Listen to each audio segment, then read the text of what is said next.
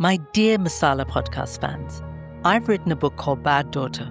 You surprised by the title? I think not. I've never shared such deeply personal things before. I talk about growing up in poverty. I talk about my father's violence, my mother's murder. I talk about how I turned my pain into power, navigating mental health, sexuality, spirituality, and patriarchy. Bad Daughter is my story of going from Mumbai's slums to New York's billboards. But it's your story too. What's the message of this book? It doesn't matter where you come from. It doesn't matter what happened to you. You still get to have the life that you want. If you're looking for a book to move you and inspire you to change your life, type in Bad Daughter by Sangeeta Pillai on Amazon or go to my website, baddaughter.co.uk. I'm thinking, like, homebreaker, I'm not with anybody. Whose home have I broken? And what did I break? Then she said, bloody lesbian. And then by then, the shop owner came. He helped us out. The children were crying. There was chaos. I felt so ashamed of myself. I just took the kids, got into our car, strapped them in, went home, and did not leave the house for days. On this episode, I'm talking with Raga De Silva, a global LGBTQ activist and speaker, a published author, and an award-winning entrepreneur. During our interview, I was really struck by Raga's courage. Being true to yourself and coming out is tough at any age. But coming out in your 50s, when you're married, have 2 kids, and come from a really traditional Indian family, that's incredibly hard. Raga's positivity radiates through her words and her work. It was a joy to interview someone with such a joyful life. Sharam, Badtameez, Chee. I'm Sangeeta Pillai, and this is the Masala Podcast, a Spotify original where we talk about all those things that we're not supposed to talk about as South Asian women. Sex, sexuality, periods, menopause, mental health, nipple hair, shame, and many more taboos. Join me around my virtual kitchen table as I talk with some incredible women from around the world, exploring what it means to be a South Asian feminist today. Raga, welcome to Masala Podcast. Thank you so much, Sangeeta, and what a pleasure. It's wonderful to have you. We're sort of sitting across our respective kitchen tables, seeing each other on Zoom and having a conversation and recording it. So let's start with, Raga, tell me, what makes a married, middle-aged, successful woman with 2 kids come out as queer at 50? Yeah, I think that's pretty dramatic. You have to be a bit dramatic, and you have to be a certain kind of crazy person, I think, to finally decide that society, what they say, the conditioning, the boundaries, the limitations set by other people, it does not matter anymore. What matters is your truth. And at some point in your life, those nightmares have to turn into dreams, and the dreams have to turn into reality. So in my case, everything was like a hodgepodge. So all I could see is trauma and nightmares and difficulties and tribulations, and all because somebody else had decided and set them for me. So one day I decided that was enough. I'm not going to live that life anymore. I'm going to live my truth. And I said, let me be that crazy woman that I am and show the world that I am that person who you think I am, or maybe not. Wonderful. Kippy, I want to talk about your early life a little bit. You grew up in Mumbai? Yes, I did. I grew up, let me just give you a little bit of context. So I grew up in a very humble family. My father and my mother eloped and they got married. So they got married against the parents' wishes, obviously. And so I think that a bit of rebelliousness comes from that as well. But my father fell into bad habits, and he passed away when I was 6 years old of alcoholism, and which was a very sad thing for our family. My mother was left with 3 of us, and we came from a place where we wanted education. She wanted us to be educated, but we didn't have the means to have that. But somehow she managed to, get us really well educated. And that, I think, has been the saving, grace for all of us. So that's the background I come from. I grew up in Mumbai. I grew up in a really, really small suburb of Mumbai called Bandra. But within Bandra, there was a notorious area called Kherwadi. And I never talk about it. It's the first time I'm talking about it. It's the place where you never told anyone that you came from Kherwadi. That was a place where the gangsters hid those days. So it was terrible. So to be even growing up in that place means you actually lived in fear all the time. Because you didn't know whether there was a rapist around you. You didn't know whether there was a gangster around you. You didn't know whether when somebody followed you, whether you'd actually reach home. That was the surrounding I grew up in. I went to a convent school which nobody had heard about. Some of our English was learnt in Hindi as well. So that's the background. And then I went to college, and then I got a scholarship, and I studied further. And then rest is history. I came back to Mumbai, and my mother wanted me to be a secretary because that was what lovely Catholic girls did. And I can type at a speed because I went for typing classes. I can do shorthand even at 50. So I got into advertising. And those days, as you would know, that advertising in India was only for the glamorous, or it was for people from South Bombay, the Sobos, right? I was So a true. misfit. So true. I didn't fit in, but I didn't give an F. I just went in, I became this person I wanted to be.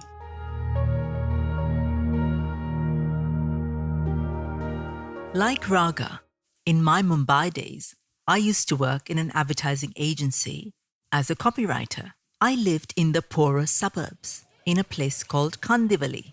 I remember one of my first advertising agency meetings. Someone asked where I lived. I said, Kandivali. You could almost hear the discomfort from the rest of the room. You see, girls from Kandivali didn't become copywriters. That was reserved for people from South Mumbai, or South Bombay, as it was called then. There was an invisible social divide between the north and the south of my city.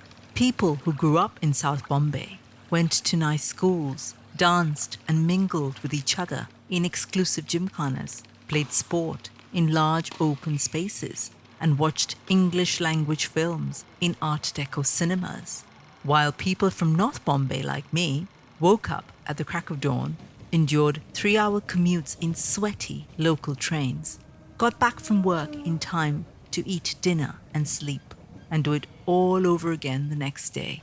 I had some great friends who lived in South Bombay, and I met them often. But from where I stood back then, their lives looked like a dream, an impossible dream that I snapped out of as soon as I got back on that humid, smelly train taking me back home.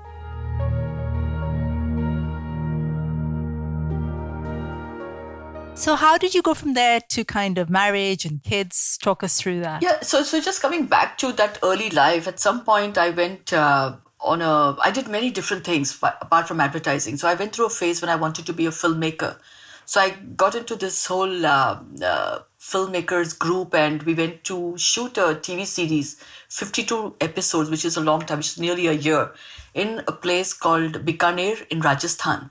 I met a woman there, and the main actor of the series, and we fell for each other. And I must say, I had the most beautiful romantic relationship I've ever had at that time. And it was something that I loved. I think we fell in love. We really loved each other. But at that time, none of us knew. Both of us had no idea that there was an option, that if we chose to live a life together, that could be a choice available to us. So we knew that we were going to be together for a short time. And when the time came for us to part, we parted our ways. And so I went back to Mumbai, and at some point she followed me. She wanted to get into the film industry. It was a very short-lived, let's say, relationship. At that time, I was very good friends with this guy who I later married, because there was too much pressure on me from the family to marry a nice Mangalorean boy, because I'm from Mangalore. And I refused to get married to a nice Mangalorean boy who lives in the US and is an engineer. And I just didn't want that life. I just couldn't see myself. So I married this guy who was fun-loving, and we just We didn't know what marriage was. We just went dancing every night. We thought that was what marriage was. We went pubbing every night. We thought hanging out with friends would be the best way to be like married. And yeah, so that was how I married. So I was got into a relationship with a woman, and then I married my best friend. And we thought that was how life is, until one day it wasn't. Wow, that's such a beautiful story. So, with the woman that you had the relationship with, do you remember her? Would you remember her name? Do you remember what that was like? Oh, I remember every bit of her, of course. I mean, they say that you never forget your first love. And I've always lived through life thinking that is what love is. So, it was something that became my measurement for life. So whether it was about a job, whether it was about finding a new friend, or about a relationship, I always measured that kind of feeling, saying, if it made me feel like that, then it is real. And life never measured up to that, to be honest. Oh, that's beautiful. Wow, that's beautiful and sad at the same time. Yeah, right? well, I think a lot of beautiful love stories are incomplete, isn't it? They live in your heart. That's so true, so true. Were you aware before then, Raga, of being attracted to women? Were you aware of that when you were a teenager or at any other point in your life? I think looking back, you can always, hindsight is a wonderful thing, isn't it? You always reflect and think. I think I've always been attracted to women. Whether it was my school teachers, for instance, you have crushes. So when you're straight, you have crush on a male teacher and you're not, on the same gender. So I've had crushes all my life. I had crushes on my best friend at that time as well. But I never considered that as an option. That's what I didn't know what I didn't know. And you wouldn't, like now thinking back to when I was in school, it was never even on the planet. Forget about let alone being on the horizon as an option, right?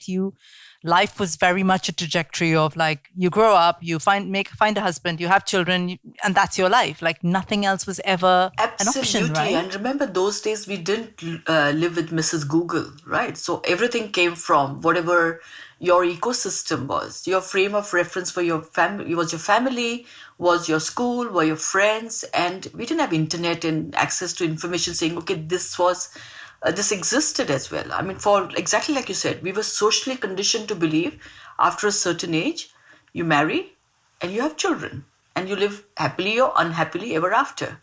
So here you are, you're married, and I think you moved to New Zealand. Is that right? And then you had two beautiful children, and kind of what was that like? I married in India in 95, and we had twins, a son and a daughter in 98. So I was still in India. I was heading a large division at Lintas, which was an agency that was number one those days. And then eventually we realized that because of the job, I was not able to spend time with the family. And that job was important to me because I wanted to work and my family was fine with that.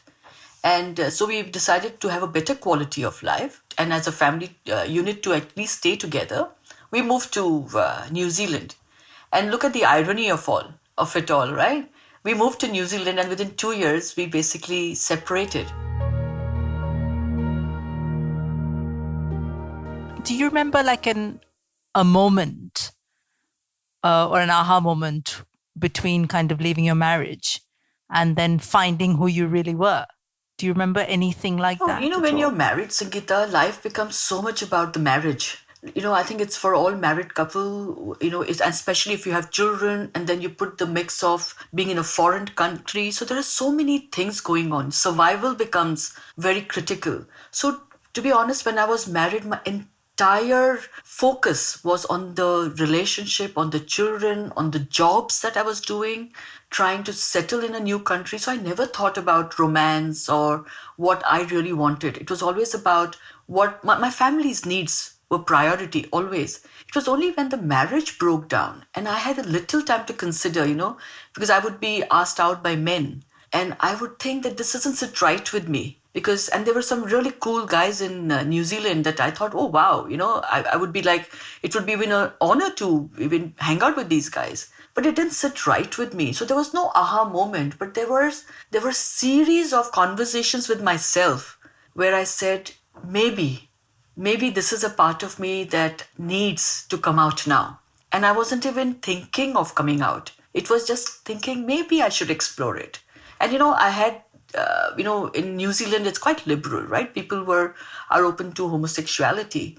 And so there were women around who were leading that life. And I used to always think with envy, say, how lovely to be so free. I wish I had that life. But I never even thought about it. Even then, when I said that thought would cross my mind, but I never thought about crossing that line. There's a huge difference. There's a massive difference. And even allowing yourself the possibility, that's something else which is so out of the kind of upbringing that, we've both, I think we come from similar families where even considering a possibility seems quite extreme, doesn't it? Let alone going down that path. So I completely understand. And I think this is why I find your story so inspiring, because coming from where you come from and then making these massive life choices requires so much courage that, it's I think impossible for a lot of people to understand, but I get it. And that's why I think I really, really wanted to speak to you. Fantastic. Sangeeta, may I add here that, a lot of us grow up, women especially, we grow up with a lot of guilt,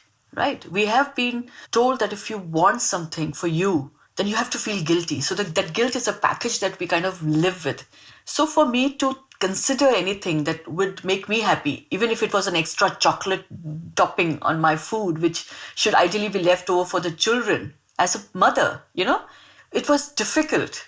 So then to say, no, I'm going to live my life the way I want to live, even that thought was scary for my family, not for me as much.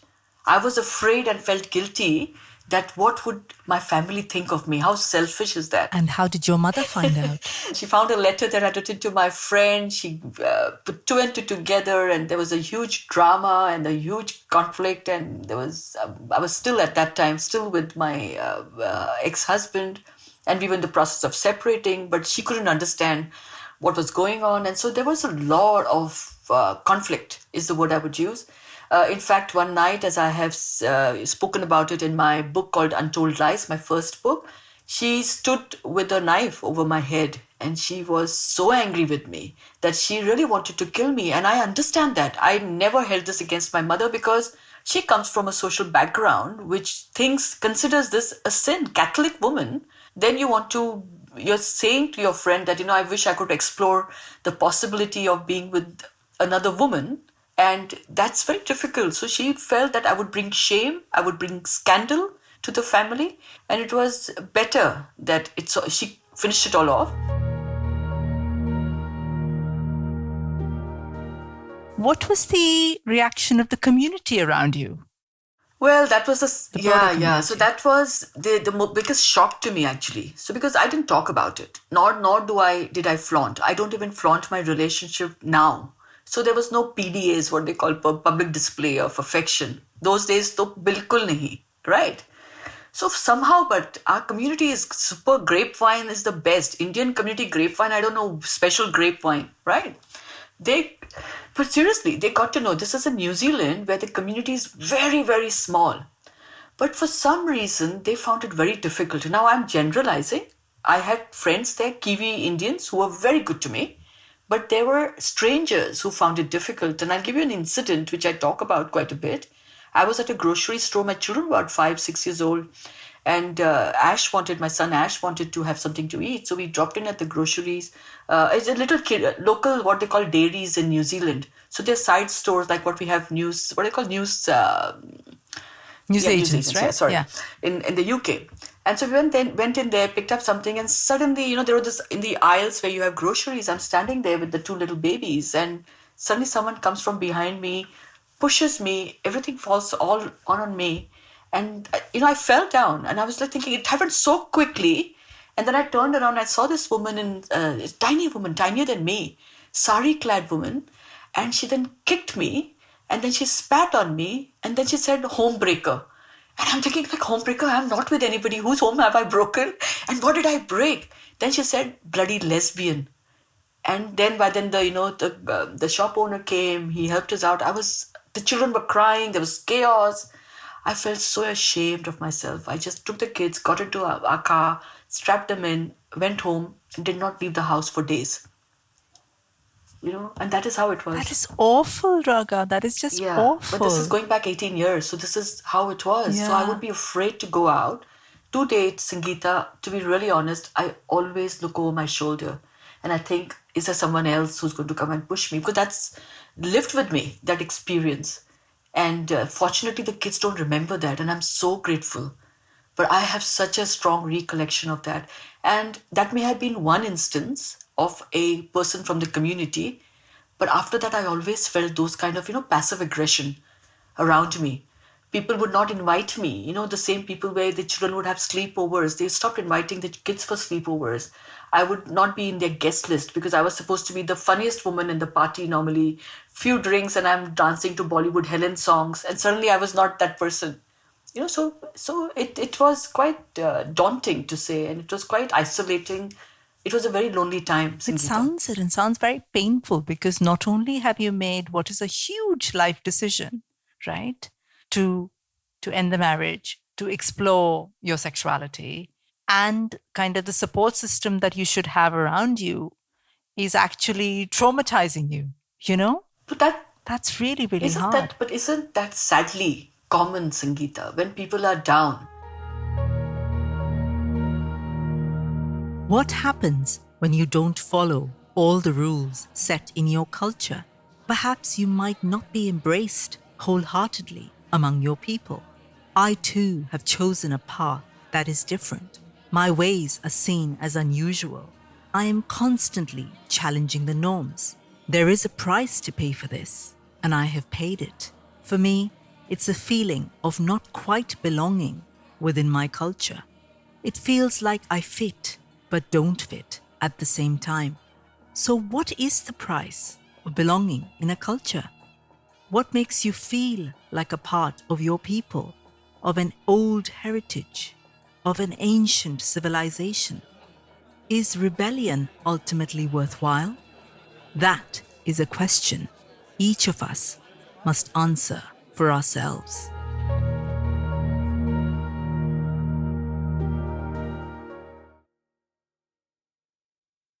I love to talk to you about. So I love love stories, right? It makes my heart go like all gooey and warm.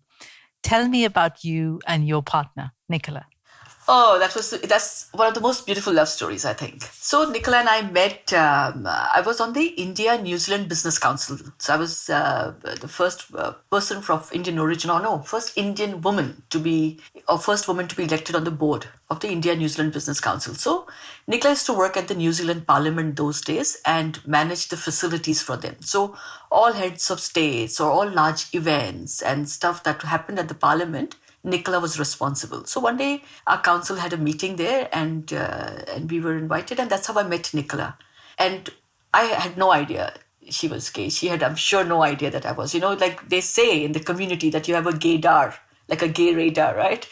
I was too new. I still don't have. I still wouldn't know if somebody walked past me, really. So those days it was even worse. But anyway, we exchanged cards, and I really, for some reason, wanted to meet her again. And I was heading to China in a couple of days.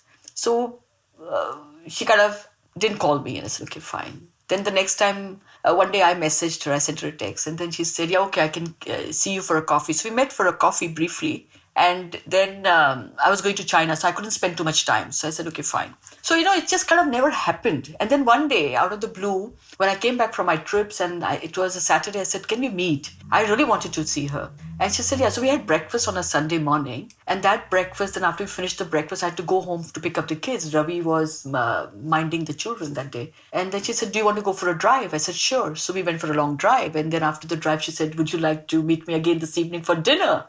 I said, sure. So I called up Ravi and said, hey, can you have the kids for longer? Because I have a date tonight. So we met for dinner. Then it just never ended. So we have 14 years. And that's how it is, Sangeeta.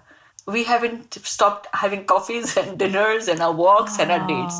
So every day it's like this. Seriously. People tell us, how do you spend 24 hours together? Because we run a business together as well. Do you not get bored with each other?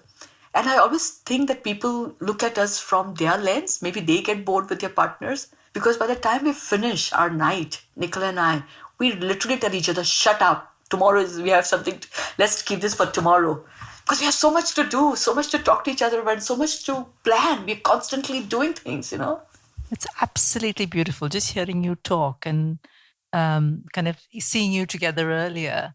It just, it reaffirms my kind of belief in love, I think. And I think you said something like this, I think, in one of your interviews, I think, or maybe Nicola did, saying it's not about sexuality. It is, but it is primarily about love. Like if you feel like that about somebody, that's what you feel. Exactly. And look at us, I had a package. I didn't come by myself, right? It was not just Raga. Raga with 2 children and an ex-husband who was always going to be in our lives. So that's a huge package to basically accept. So she came, I always tell her, what, 4 for the price of 1, basically. It's like, so you can look at it as a problem, or you can look at it as a gift. And I think she is a gift to us, and she took us on like within seconds. The children just loved her, and Ravi, of course, has been our biggest ally, and they get along really well. So we've created a modern family from this, that you don't have to have, just because you have history, it doesn't have to be bad. And I think you created your own definition of a family, I think, which I find absolutely beautiful, particularly in our culture where the definition of family is very strict. It's very limited. It's like, this is what it is. This is how you go and this is what you do. But I think between you, Ravi and Nicola and the kids, you've kind of redefined it beautifully, and you have wonderful relationships with each other, I think. And I think that's just amazing. Exactly. And, I think it comes out of respect. I think, and I think there's another thing that I talk about, whether love is more important or is it respect. You can have love for each other, and if you have no respect, then there's nothing that, it won't survive. But respect is, I think, for each other is why we survived this for so long. And we will continue to survive, I think, this love story. Respect, I think. Also love. I see love when I hear I hear love when I hear your stories. I think between all of you. And I think that's the kind of glue that holds you all together and keeps you loving with each other, I think. I agree. I always tell people that we've all won lotteries. My children have 3 parents. I mean, what a lottery it is, right? And 3 parents who love them unconditionally. I have 2 partners, basically one ex-partner and one current partner, and 14 years with her. And I am loved unconditionally by both. I mean, isn't that a lottery? That is absolutely. Yeah. I mean, who would not ask for that? Exactly. Right? So why should it be about sexuality or being gay or about queerness? It should be about love. Absolutely agree. That's just so beautiful. So what does life look like now? Wow, very settled, very content, very magical. Okay, and that I've always had a magical life, Sangeeta, even when I had no food to eat, because that's how I think. But it feels magical because it has come to this place from a lot of work, lot of pain. It has come to a place with a lot of nurturing. There were days when I really wanted to end it all for myself, because it's just, some days are very difficult. And that is what it is. So I say things to people that don't work for me anymore. I tell people nicely, with respect, but I don't live a lie. There is not a single cell in me that lives a lie. And that makes me feel very magical.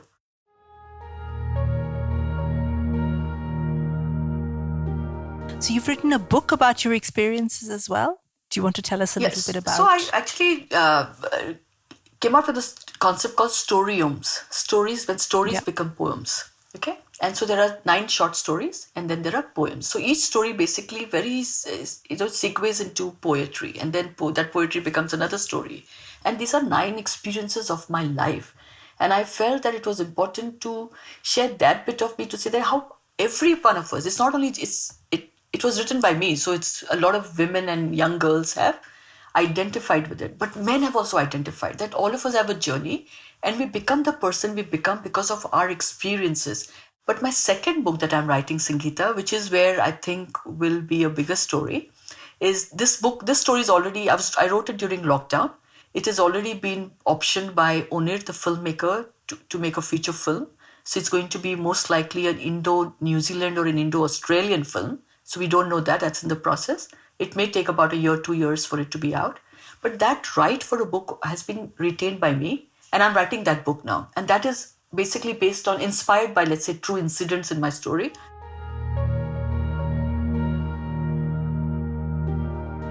I wonder if we could chat about what it means to be queer within our culture.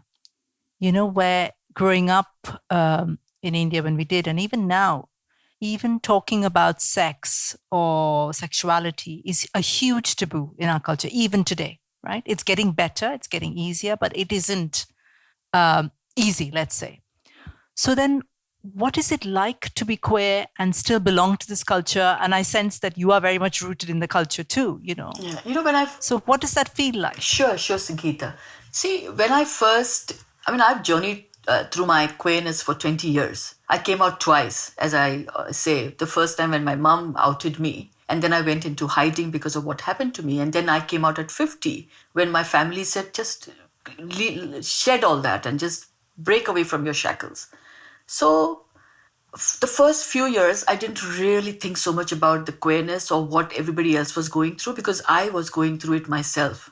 I was hiding. I was scared. I was not sure. Everywhere I went, I would hear snide comments about people being gay.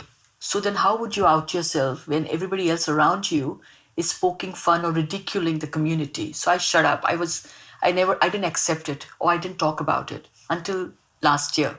So now I felt when I came out, I decided that this was my responsibility to change it. So that just in case people of, like say my children's generation, or they came out and said I was gay or I had, I want to explore. There are so many spectrums to LGBTQ, IA, whatever that is, right?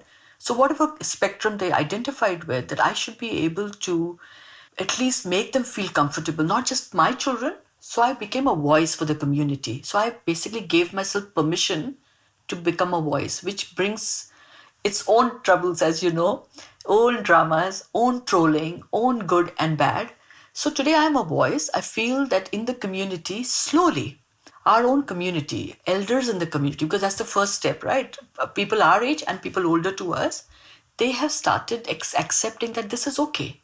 Because the biggest fear that a parent has, one is what will society say, and two is what will happen to you. These are two things. And in between lies the shame and the scandal and the fears, right? In between the two spectrum.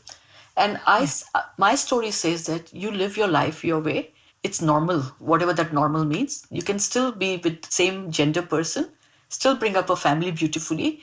The kids will still be dysfunctional or as functional as anybody else.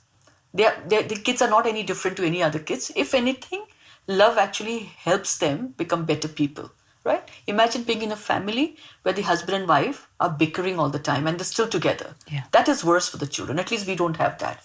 So that is one. Two is, in the Indian community, I have a lot of respect shown to me. And maybe it is, like you said, it's a story of courage. I think it's also a story of fighting against odds. Because it has not been, and I think people who know this journey know it has not been easy. And it's also a story about, like I said, that we can create a new normal. That's a new modern family can be created. It doesn't have to be all drama and killing each other, right? So the Indian community, I think, is slowly accepting people like us. So the moment I have become a voice, I think indirectly, directly, my story has been able to inspire many. So the narrative is changing one story at a time, and my story is one of them. Absolutely. Such a beautiful way to look at it. And it kind of heartens me to hear that you've had support from the community, support from the elders, and that you feel heard and loved. I think it's a wonderful thing. If you were to say to somebody who is maybe young and within a traditional, say, South Asian family, whether that's in India or the UK, and wanted to explore their sexuality, what would you say to them? See, I still say that first make sure that you are safe. Most important. We are not in a place, Sangeeta, even now when we can just come out, okay? Unless there is a feeling of safety. So you start with your own parents. So you make sure that you have that safe environment. Then your own friends. Make sure that if you come out to them, you feel safe, that they will protect you, they will care for you. If you're coming out at work, make sure there are processes, structures, systems in place that you know if you come out, you will not go through so much of mental torture that you have to eventually either leave the job or leave this world. But at the same time, I tell people, you live your truth, but live your truth. And sadly, we can't live our truth fully unless we are safe. Absolutely. Absolutely. I hear you. So I guess it's a combination of safety and bravery. Yeah, Really? yeah. You know, Right? whenever you do anything which is different to what people are used to, you know that there is going to be repercussions. Nobody's going to say, Sangeeta, how beautiful. Oh, you want to be a trans man. Ah, how sweet. That's not going to happen. It's going to be a huge conflict, huge amount of Absolutely. abuses. People are going to hurl their limitations on you. Raga, if you were to go back over your own life, right, is there anything you would do differently? You know, I think about this more than I think about anything else, Sangeeta, and I think all of us think, but I still think that I would live this life just exactly how I have lived, only because I think that this is, you know, people are given certain things in life, situations in life, so that they can come out to the other side and maybe be a voice. And I think I was dealt with these cards, and I don't think I would have wanted any other card. That's so lovely to hear. That is lovely to hear. Funny enough, I would say the same thing if someone asked me the question. It was really hard. And there were incredible challenges, but this has made me who I am. And I love who I am. So I wouldn't change How it. wonderful. And I see you as you are, and I absolutely love the person you are. And why would you want it any other way? Did it feel any different being a couple with Nicola in India to how it feels in the UK or in New Zealand? Oh, it's very different. Were you treated any differently? See, I think it's very different. Let's take it a bit away from the friends and ecosystem that we belong to, right? So the friends will treat you in the same manner wherever you are, whether you're in the UK, New Zealand, or India. But it is the surrounding that is different. In India, Nicola and I, like I said to you, we didn't come out. We couldn't come out because everywhere we heard, it was just common to hear people making snide comments about being gay, the community. So you just shut up. You don't want to be part of that. But once we came out and once we got to know, some people ghosted us, Sangeeta. Some people who we were in touch with just never responded to our messages. If our paths cross, there is a bit of discomfort even now. So it is, but in UK, we haven't felt that. Or in New Zealand, I didn't feel that. But again, I'm sure that exists here also. Even on High Street in London, when we walked past the other day, some random man who should have just been eating his McDonald's really and focusing on that McDonald's crap that he was eating, I'm sorry, but he decided he was going to call us names. We were just passing by, saying, "You bloody lesbians," he said. Abhi kya? What do you say? That happens in London also. What can you say? Eat your crappy food, man, and go home. But no,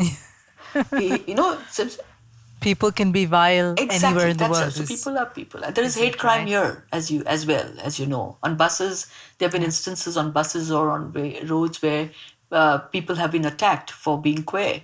That still happens. The trans community faces huge amount of discrimination, as we know. So that exists, whether it is New Zealand, whether it's the UK. But I think it will become less difficult for the community if the government made it legal to pass laws against such attacks. Yeah, absolutely.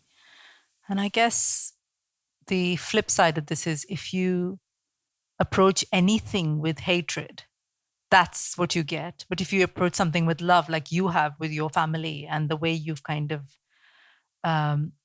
managed to get Ravi and Nicola and the kids together, that's what you get is beautiful, and that's love. Yeah, but you know, exactly. It's what you put in it, I don't right? think the world thinks like that. There are beautiful people like you and us, and who want the world to be of love.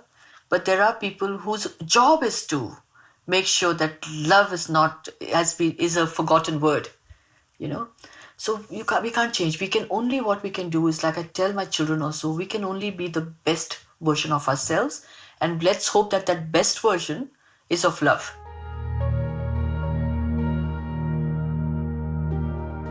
So where can people follow you, Raga? Where should we find you?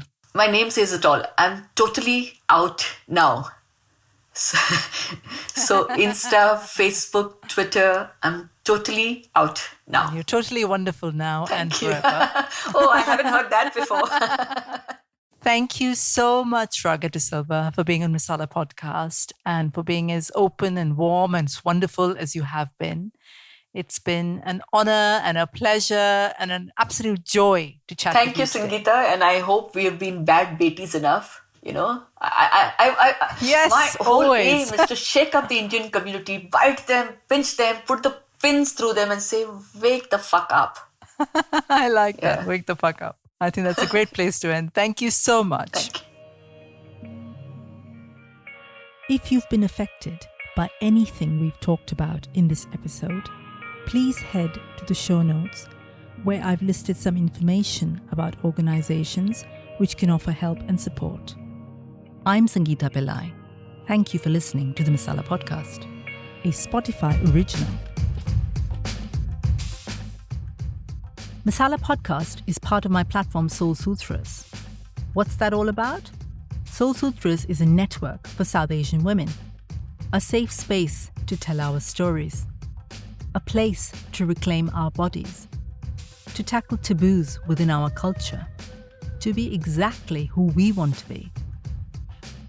Get in touch and tell me your stories about your taboos.